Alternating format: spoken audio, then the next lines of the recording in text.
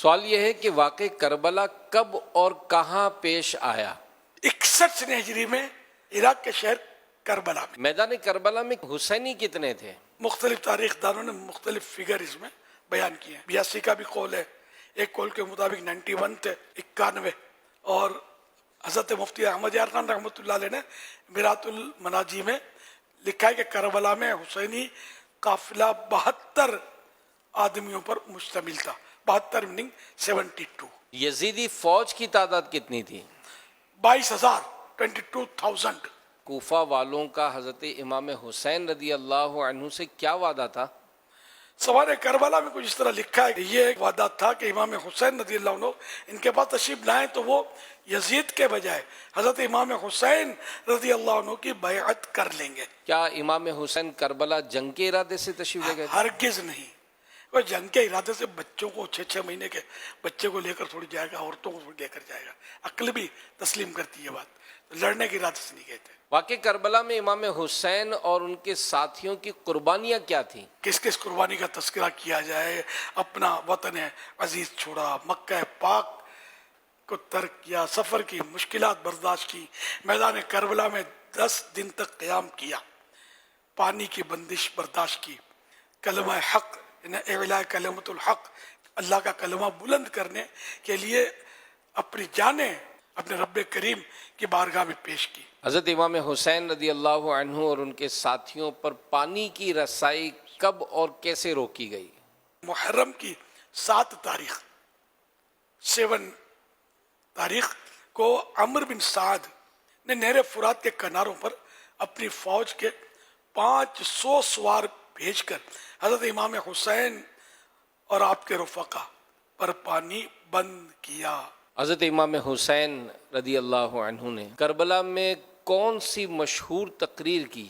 میرے آقا امام حسین رضی اللہ عنہ نے اپنے فضائل اور مصطفیٰ جان رحمت صلی اللہ علیہ وسلم سے اپنی نسبت وغیرہ کا بیان فرمایا کہ یہ اتمام حجت کے لیے آپ نے بہت کچھ بیانات فرمائے کہ کل کو یہ نہیں کہا قیامت کے دن کا ہم کو پتہ نہیں تھا یہ کون تھے، تو یوں اپنے فضائل کے مجھے پہچانو میں کون ہوں، میں تمہارے نبی کا نواسا ہوں، مجھ سے لڑ کر کیا تم اپنی آخرت میں سرخرو ہو سکو گے؟ میدان کربلا میں حضرت علی اکبر رضی اللہ عنہ کی شہادت کس طرح ہوئی؟ نواسہ رسول، جگر گوشہ بطول، حضرت امام حسین شہید کربلا رضی اللہ عنہ جب اسلحہ پہن کر تلوار تیر جو بھی ایک اس وقت جنگ کا انداز تھا، سامان جنگ پہن کر میدان کربلا میں اترنے لگے تو آپ کے شہزادے حضرت سیدنا علی اکبر رضی اللہ عنہ نے آپ کو روکا اور خود جانے کی اجازت طلب کی۔ آخر اجازت مل گئی۔ حضرت علی اکبر نے میدان میں پہنچ کر دشمن پر حملہ کر دیا، پورے لشکر میں شور مچ گیا۔ آپ واپس آئے اور حضرت امام حسین رضی اللہ عنہ سے پیاس کی شکایت کی، مجھے پیاس لگی ہے۔ امام حسین رضی اللہ عنہ نے اپنے نانا جان صلی اللہ علیہ وسلم کی انگشتری نے انگوٹھی مبارک رنگ ان کے منہ میں رکھ دی، جسے چوسنے سے حضرت علی اکبر کو سکون ملا۔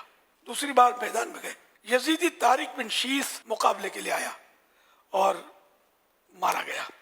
اس کے بعد طارق کے بیٹے عمر اور طلحہ آئے، ان کو بھی علی اکبر رحمت اللہ علیہ نے کاٹ کے پھینک دیا۔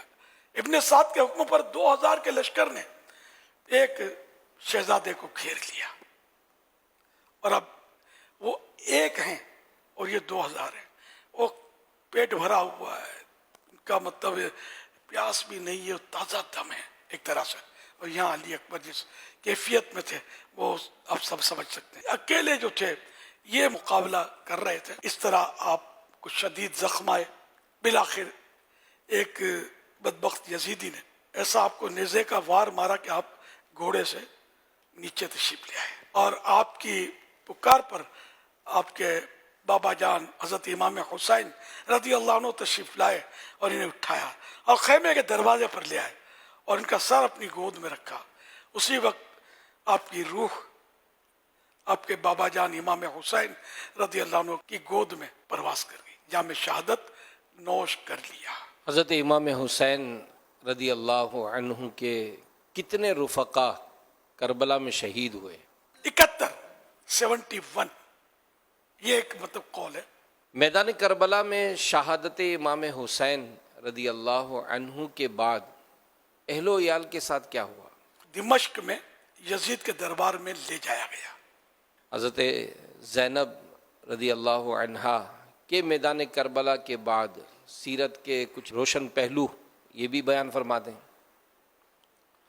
حضرت سیدہ بی بی زینب رضی اللہ عنہ یہ امام علی مقام امام حسین رضی اللہ عنہ کی بہن صاحبہ تھیں، اور یہ کربلا میں ساتھ ساتھ تھیں اس قافلے میں۔ انہوں نے اپنے بیٹے، بھتیجے اور بھائی، اپنے پیارے بھائی امام حسین رضی اللہ تعالیٰ عنہ پر قربان کیے اور ان کی شہادت نے دیکھی، لیکن اس کے باوجود ایک لمحے کے لیے بھی بے صبری کا مظاہرہ نہیں کیا، اور صبر و استقامت کے ساتھ یہ سارے حالات برداشت کرتی رہیں۔ گویا آپ صبر کا پہاڑ تھی، جنہیں رنج و غم کا کوئی بھی طوفان ان کی جگہ سے نہ ہٹا پایا۔ اسی طرح یزید پلید کے دربار میں بھی حضرت سیدہ زینب رضی اللہ عنہا نے کھل کر اظہار حق کیا۔